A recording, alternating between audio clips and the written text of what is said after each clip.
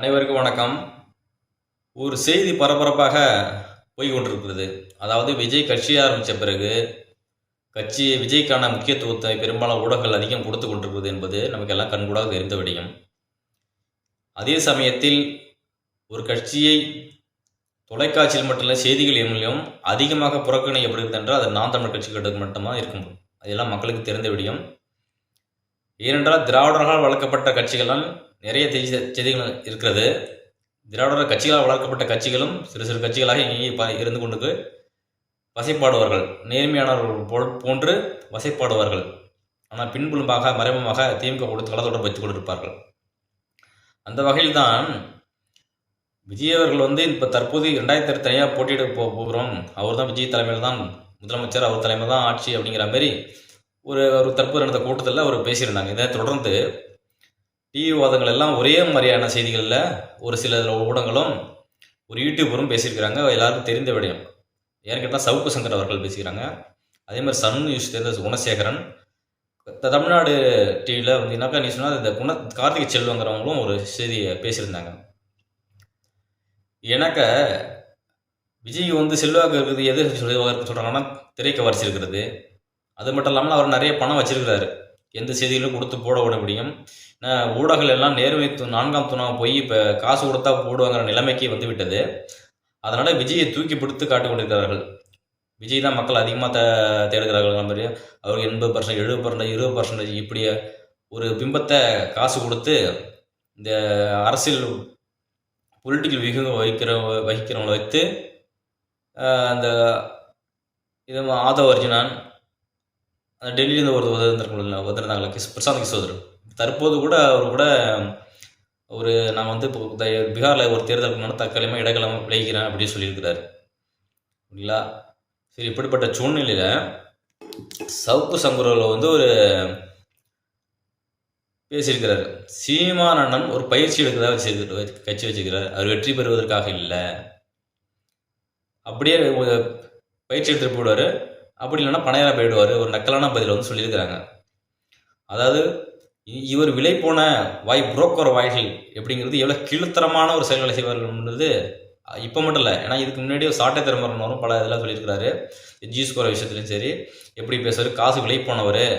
அதிமுக ஆட்சி இருக்கும்போது பயங்கரமாக இந்த திமுகவை எடுத்து திமுகவுக்கு ஆதரவாக பேசி கொண்டிருந்தார் அதிமுக ஆட்சி இருக்கும்போது. இப்போ திமுக ஆட்சி வந்த பிறகு இதோட அநேக அக்கிரமம் தெரிந்த பிறகு திருப்பி அதிமுகவை துதிப்பாட ஆரம்பித்து விட்டார். இன்னொன்று சொல்லியிருந்தார், விசுவாசமற்ற ஒரு நம்பிக்கையற்ற மனிதன் என்று எப்படி சொல்கிறார் சொன்னார்கள். இவர் அதிமுகவிற்கு நமக்கு ஒரு யூடியூப் சேனல் பேசுகிறதுக்கு ஒரு சரியான ஆள் நபர் தான் நல்லது அப்படிங்கிறதெல்லாம் எடப்பாடி கட்சியின் மூலமாக மறைமுக ஒவ்வொருத்தவங்களையுமோ அவங்க ராஜசத்தியனா அப்படின்னு நினைக்கிறேன் பேர். அவங்க மூலியமாக தான் உங்களுக்கு தேவையான ஊடகங்களுக்கு தேவையான உபகரணங்களை அந்த விழா அமைத்து கொடுத்து வீட்டு தொடங்கியிருந்தார். கடைசியில் இடத்துல அவருக்கும் களத்தொடர்பு இருக்கிறது, ரைட்டிங்கில் செயல்படவில்லை, திமுக தொடர்பு இருக்கிறது அப்படிங்கிறது ஒரு செய்தி சொல்லிவிட்டார். இப்படி குட்டை குழப்புகிறவர் தற்போது சீமான் அவர்களை பார்த்து, ஏன்னா அதாவது சவுக்கு சங்கர் நாம் தமிழுக்கு சீமானுக்கு எல்லாத்துக்கும் ஆதரவாக பேசணும் அப்படிங்கலாம் கிடையாது. சரியான கருத்தில் பேசலாம். இப்படி இவ்வளோ பாதிக்கப்பட்டதை வீட்டில் மலங்கடி அடித்தாங்க, இவ்வளோ பிரச்சனை அடக்குமுறைக்கு உண்டான போனது. ஆனால் இவருக்கு மட்டும் இல்லை, எந்த கட்சியாக இருந்தாலும் எதிரியாக இருந்தாலும் அடக்குமுறை ஒத்துக்க முடியாது. சரியான ஒரு இதில் தவறு தான் நடவடிக்கை எடுங்க அப்படின்னு தான் சீமான் சொல்லிகிட்டு இருக்காரு. இப்படி விசுவாசப்பட்ட நபர் அவங்க இந்த இதுக்கு சார் சொன்னீங்கன்னாக்கா இந்த ஒரு நெரேட்டிவ் செட் பண்ணுறாங்க. இப்போ இவங்க வீட்டுக்குள்ள பேசுகிற மாதிரி அது இந்த சேனல் சன் நியூஸில் குணசேகரன் பேசுகிறாரு. அதில் ஒருத்தவங்க பங்கேற்பாளர் பேசுகிறாங்க. பேசும்போது இவர் நான் 3 முனைப்பட்டு தான் அப்படின்னு சொல்லுகிறாரு இந்த குணசேகரன் அவர்கள். அதுக்கு அவர் இல்லை 3 முனை 4 முனை போட்டி கூட சீமானோட இருக்கிறாரு அப்படிங்கிற சொல்கிறாரு. இது எப்படி நக்கலான போக்கில் இந்த குணசேகரன் சொல்லுகிறார். அவர் 3 முனைப்பட்டியில் பிஜேபி இருக்குது, பகுஜன் சமாஜோட அதோட போட்டியிடலாம். எங்கே போயிட்டார் பாருங்க, அவர் பகுஜன் சமாஜ் கட்சி போயிட்டார். அதுமாரி சும்மாஜி இடத்துல போட்டி போடலாம், ஒன்றுக்கும் ஆகாதுன்ற மாதிரி ஒரு தரம் தாழ்ந்து ஒரு நெறியாளர் பேசக்கூடிய கேட்சி அது. சென்றால் நிச்சயமாக அதிமுக ஜெயிக்கக்கூடிய அந்த வாய்ப்பு இருக்கு. ஸோ டைரக்ட் ஃபைட்ல இருந்து இது வந்து 3 கார்னர் கான்டெஸ்ட் போதா? ஆமா, 3 கார்னர் 4 கார்னர் கூட வச்சுக்கலாம். இப்போ இவர் கூட இருக்காரு, சீமான் கூட இருக்காரு. எடுத்தா 4, ஆமா, மாயாவதி எடுத்துட்டா 5. ஆமா, அவங்க 234 தொகுதியிலும் கேண்டிடேட் போடுறாங்க. ஆனா சீமானை பொறுத்தவரை அந்த 8%, அதாவது இல்லை என்றால் ஈரோடு வாங்கின அந்த வாக்குகள் வந்து நிச்சயமாக வராது. அப்போ ஏதோ ஒரு சதவீதம், 6%, 7%, அது வந்து சிங்கிள் டிஜிட் வந்து சீரியஸ் ஃபைட் கிடையாது. சீரியஸ் கண்டென்டஸா 3 பேர் இருக்க போறாங்களா? நீங்கள் ஒரு செய்தியை எடுக்கிறீங்கனாக்கா பங்கேற்பாளர் என்ன சொல்கிறாங்களோ அதுக்கு நீங்கள் பதில் சொல்லலாம். நீங்கள் கேள்வியில் கேட்கணும், பதில் கூறுவோம். நீங்களே வந்து ஒரு பதிலை வந்து நீங்களே வந்து பூத்தக்கூடாது. இப்படி ஒருமுகமாக மட்டமான ஒரு சூழ்நிலையில் தான் இந்த ஊடகங்கள் மாறிவிட்டது. இது வந்து கீழ்த்தரமான செய்து கொண்டு இந்த ஊடகங்கள் செய்து கொண்டு குணசை செய்து கொண்டிருக்கிறார். இவங்களாம் ஊடக நடத்துகிறவங்களுக்கு நெறியாளராக தகுதியாக இருக்கிறதா இருக்குது. ஏன்னாக்கா இந்தமாரி நெறியாளர்களை தான் திமுக ஊடகத்தில் வச்சுருப்பாங்க, அவங்களுக்கு ஜாலரா போடுறதுக்கு, எதிர்கட்சிகளை வந்து மற்ற தரமாக வச்சுருது. இது ஏன் விஜய் தூக்கி பிடிக்கிறான்னு சொன்னாங்கனாக்கா அவரோட பி டீம் விஜய் தான் அவர்கள் தான், விஜய் அவர் தான். சும்மாச்சும் வெளிப்படல வந்து நாங்கள் திமுக எதிர்க்கிற மாதிரி பேசுவார், விஜய் அவர்கள் பேசுவார்.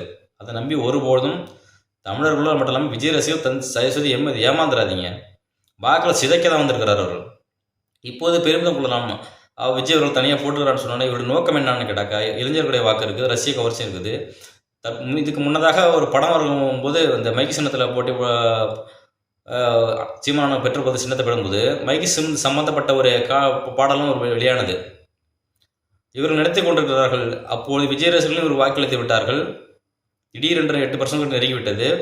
அப்போ இந்த வாக்கினை விஜயவாசிகள் வாக்கு இருக்கும்போது அந்த வாக்கை நம்ம பிரித்து விட வேண்டும் அப்படிங்கிற போக்கில் இறக்கப்பட்ட கள்ள குழந்தை தான் இந்த விஜய் அவர்கள். இது இப்போ சொல்கிறேன்னு வச்சுக்கோங்க, எப்பயுமே வச்சுங்க. ஏன்னா நேரடியாக ஒரு தமிழ் எதிர்ப்பு நேரடியாக இறக்க முடியும். மறைமுகமாக தமிழன் போலே நமக்கு ஆதரக்கூடிய அண்ணாமலை எப்படி இறக்குறாங்களோ, பிஜேபியில் வந்து தமிழனுங்கிற பொருளை இறக்கி விட்டு பிஜேபி வாக்கு பிரித்தார்களோ, அதே போன்று விஜய் அவர்கள் வந்து மிகவும் ஆபத்தானவர். திரை உலக அறிவு மட்டுமே போதாது, நடிப்பு அது வேற, அரசியல் என்பது உலக அரசியல் அப்படின்னு மக்கள் ஒரு திட்டங்களை எப்படி வகுக்கணும், அப்படி ஏராளமான செயல்பாடுகள் இருக்குது. ஏன்னா இதை சும்மா எதுவுமே தெரியாமல் சும்மா அரசியலுக்கு ஒரு தத்தி மீறி வந்துட்டு ஒன்றுமே பண்ண முடியாது. அவருடைய அரசு அதாவது புகழ்ச்சி இருக்குது, இதை வச்சு எப்படியாச்சும் பூந்துடலாம், பணம் செல்வாக்குறதுன்ற நம்பிக்கையில் வருகிறாரு. அதெல்லாம் தகுதியாக எடுத்துக்கொண்டு இந்த மக்களை சூப்பர் சொல்கிறீங்களா, இந்த மக்களை திருந்துங்க, யோசிங்க அப்படிங்கிற ஒரு சிந்தனை தான் கேட்டுக்கொள்கிறோம். நம்ம இந்த கார்த்திகை செல்வன்றாங்க தமிழ்நாடு நியூஸில் இருக்காங்க பார்த்தீங்களா, அவங்க ஒரு செய்தி கேட்டு சொல்கிறாங்க. தாவக்கை சேர்ந்த இந்த ராமகிருஷ்ணன் அப்படிங்கிறவங்க வந்து ஒரு செய்தி கேட்கும்போது இதுக்கு அவர் பதில் சொல்லுகிறார். இப்போ எனக்கு இவர் வந்து ஒரு சற்றை புரிந்து கொள்ளுகிறதான் கேட்குறேன், அப்படி தான் பேசுவார் இவர். எல்லாம் பேசுகிறார், கடைசியாக பொறுமையாக வைக்காமல் வைப்பார். உங்களுக்கு நியாயமானது இருக்கும்போது காட்டிக்கொள்வதாக பேசிக்கொள்வார் அந்த கார்த்திகை செல்வன் அவர்கள். நான் ஒரு விஷயம் சொல்கிறேன் திரு விக்னேஸ்வரன், உங்களுக்காகவும் சேர்த்து சொல்கிறேன், ஒரு புது புரிதலுக்கும் கூட சொல்கிறேன். இன்றைக்கி திரு சீமான் அவர்களுக்கு ஒரு வருத்தம் கூட உண்டு. அவர் 8% டெஸ்டட், அவர் ஒரு வாக்கு வங்கியை வச்சிருக்கக்கூடிய ஒருத்தர், ப்ரூவன் வாக்கு வங்கி.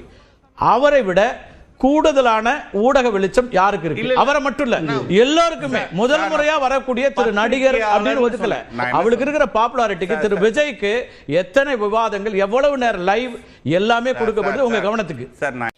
நாங்கள் வந்து புதுசாக நாம் தமிழர் சீமான் அவர்கள் 8% வச்சிருக்காரு, டெஸ்டட் வாக்கு வச்சிருக்கிறாரு. அவரை போல புதிதாக வந்திருக்க தாவக்காவிற்கும் நாங்கள் இந்த ஊடக வளர்ச்சி கொடுக்குறோம், புதிதாக வந்துட்டு எடுக்கணும் அப்படின்னா நாங்கள் புறக்கணிக்கல அப்படிங்கிறாரு. நீங்கள் ஏன் ஊடக செய்தியில் தாவக்கா கொடுக்குறீங்க, எதுக்கு நேரலில் போடுகிறீங்க, எல்லா சேனலும் எதுக்கு போடுறீங்க எல்லாம் எங்களுக்கு தெரியும், மக்களுக்கு தெரியும். எல்லாம் காசு. அவர் தூக்கி அமைக்க வேண்டும், வெற்றாக இருந்தாலும் தூக்கி வேண்டும். நாம் தமிழர் என்ற கட்சியை வந்து செய்திகளை காமிக்கக்கூடாது, அவர் தான் மாற்றம் என்பது போல் ஒரு கட்டமைக்க பேசிட்டு இருக்கீங்க. அந்த குணசேகரன் அவர் சொல்கிற மும்முனை போட்டின்னு சொல்லி எப்படி புகுத்த முடியும்? சீமானவர்கள் இந்த 16 காலத்துக்கு முன்னாடி கட்சி ஆரம்பித்தார். இடையில ஒரு சட்டமன்றத்தில் பார்லமெண்ட் எல்லாம் பங்கேற்று எல்லாம் 2, 4, 8% வந்திருக்கிறவர் முதலமைச்சர் இருப்பால் அவர்கள் தான்.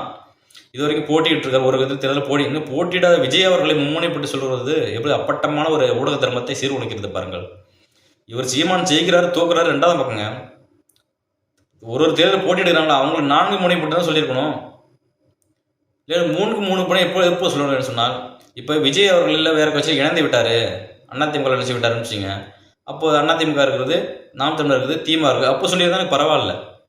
நீங்கள் உங்கள் ஊடக திறமையை வந்து சீர்குலைக்கிறீங்க. ஆனால் நீங்கள் சீர்குலைத்த உங்களை எண்ணம் வந்து ஒருபடி எடுபடாது. பொய்யான இந்த வாக்குச்சத்தை காமிப்பீங்க, ஒரு பிம்பத்தை கட்டமைப்பீங்க, அதெல்லாம் தோல்வியிலே முடியும். உங்கள் போன சென்ற தரத்தில் கூட நாம் 4% கீழே போகணும்னு சொன்னீங்க, 8% வாங்கினாங்களா? உங்களுக்கு மக்கள் எப்படிப்பட்ட எல்லாம் பார்த்து கொண்டு இருக்காங்க. என்ன தான் இப்போ நீங்கள் டெய்லி ஷோ காமிச்சாலும் விளம்பரம் காட்டினாலும் தேர்தல் நெருங்க ஒரு வேணால் காமிக்கிங்க. அமைச்சர்கள் எம்எல்ஏ ரைடு போகிறாங்க, பார்ப்பாங்க, சோதனை செய்வாங்க, ஒரு பிரச்சனைங்கிற போது அப்படி நேர்மையாக நடந்து ஆக்டிங் பண்ணுவாங்க. எதுவுமே எடுபடாது மக்கள்கிட்ட, சரிங்களா? இருந்தாலும் ஒரு ஒரு பத்திரிகை ஊடகங்களில் வந்து ஒரு செய்தி வந்திருக்கு, 4 முனை போட்டிகள் போடுன்ற தினத்தந்தியில் வந்திருக்குது. அந்த செய்தியாச்சும் பேப்பரில் வந்திருக்கு, அதை வச்சு மக்கள் பார்த்துப்பாங்க. அதுபோல் இந்த சமூக நீதி காக்கிற அப்படிங்கிற ஒரு இதில் வந்து கனிமொழி அவர்கள் வந்து ஒரு செய்தியில் பேசி கொண்டிருக்காங்க. இந்த பாஜக வீழ்த்தணுமா, அது எதிரியா, அதுக்கு எப்படி சொல்கிறாங்க பாருங்க.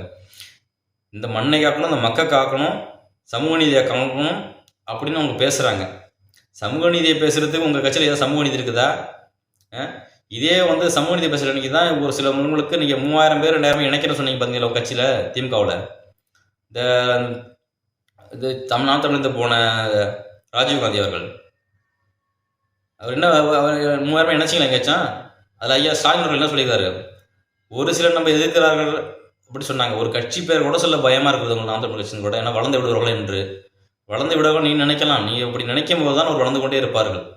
இவங்க சொல்கிறாங்க மண்ணை காக்கணும்னா திமுக தான் ஆட்சி வேணுங்கிற போது இந்த அம்மையார் கணக்கு பேசுகிறார்கள். தங்களுடைய மண்ணை மீட்டெடுக்க வேண்டும், உரிமைகளை மீட்டெடுக்க வேண்டும் என்று போராடுகிறார்களோ அங்கெல்லாம் சென்று அந்த மக்களோடு நின்று போராடி. உண்மையாக இந்த மண்ணையும் மக்களையும் காக்கணும்னா உங்கள் திமுக உங்களை தான் ஒழிக்க வேண்டும். இந்த மண்ணையும் சீரழிக்கிறீங்க, மக்களையும் சீரழிக்கிற இலவசம் கொடுத்து அழிக்கிறீங்க. இந்த காடு மண் எல்லாத்தையும் அழிக்கிறது நீங்கள் தான். எல்லாத்தையுமே அழிச்சு போட்டு எல்லாத்தையுமே அழித்து நீங்கள் தான் நார் அடிக்கிறது நீங்கள் தான். ஆனால் வெளியில் வந்து டெய்லியும் செய்து கொடுக்குறீங்க, மக்களுக்கு நாங்கள் தான் சிறந்த ஆட்சி கொடுக்குறோம், நாங்கள் தான் மண்ணை காக்கணும், மக்களை காக்கணும், இலவச மக்கள் வரவேற்கிறாங்க. இந்த ஷோகேஸ்லாம் காட்டுறதுலாம் ஒன்றுமே எடுப்படாது. இந்த 4 முனை போட்டி, இது தற்போது இருக்கிற அரசு 4 முனை போட்டி. இன்னும் நெருங்க விஜய் அவர்கள் எங்கே இருப்பார், எங்கே போகிறார் என்ன தெரியாது. நான் இந்த காணொலி மூலம் சொல்லிக்கிறேன், இந்த விஜயோட நோக்கம் சொல்லிக் கொடுக்குறேன். திமுக தான் எதிர்பார்க்குறது. ஏன்னு கேட்டோம்னா, இப்போ நாம் தமிழ் வாக்குகள் பிரிஞ்சு நாம் தமிழ் வாக்குகள் உயர்ந்து விடக்கூடாது. திராவிட கட்சி வரலாம், இல்லை திமுக ஆதரவாக எந்த யாருனாலும் கமலஹாசன் மாதிரி யார் வேணாலும் வரலாம். அவங்க வச்சுப்பாங்க, அடிமையாக வச்சுப்பாங்க, அவங்க கட்டுப்படுத்திப்பாங்க. ஏன்னா அவங்க தானே திரையுலகில் ஆதரவு கொடுத்துருக்காங்க. ப்ரொடக்ஷன் பண்ணி பல ஊதியத்தை கொடுத்து நல்லா அவங்க விசுவாசமாக இருப்பார்கள், சரிங்களா?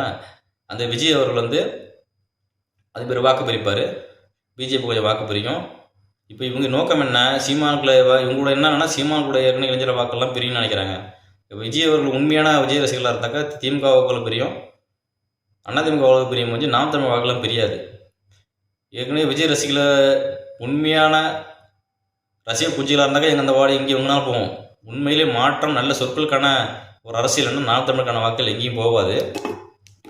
வெளிநாடுகள்லாம் பார்த்தீங்கன்னாக்கா ஒரு செய்தி பார்க்க முடிஞ்சது, நல்ல அரசியல் தலைவர்கள் என்ற திறமையான கூட அந்த மேடைகளை போட்டு ஒவ்வொருத்தரும் தான் கருத்தில் விதைக்கிறாங்க. நம்ம மாதிரி ஊடாக போயிட்டு ஐயா வாக்கு விடுங்க, அம்மா வாக்கு விடுன்னு கேட்குறதில்ல, கருத்தில் விதைக்கிறாங்க. அந்த படித்த மக்கள் பார்த்துட்டு வாக்களிக்கிறாங்க. அதுபோல் 4 வேட்பாளர் இருக்காங்களே, விஜய், சீமான் அண்ணன், திமுக, இப்படியே ஐயா ஸ்டாலின் இருக்கும். இப்போ 4 தான் இருக்காங்க பெருமையாக. இவங்கெல்லாம் விட்டு ஒரு மேடையில் புதுமையில் வச்சு கருத்துக்களை மக்களை என்ன செய்ய எப்படி தீர்க்க போகிறீங்க எடுத்து பேச சொன்னீங்கன்னா ஒரு சரியான தலைவர் யாருன்னு தெரிந்து விடும். அதுக்கெல்லாம் தயாராகிறீங்களா?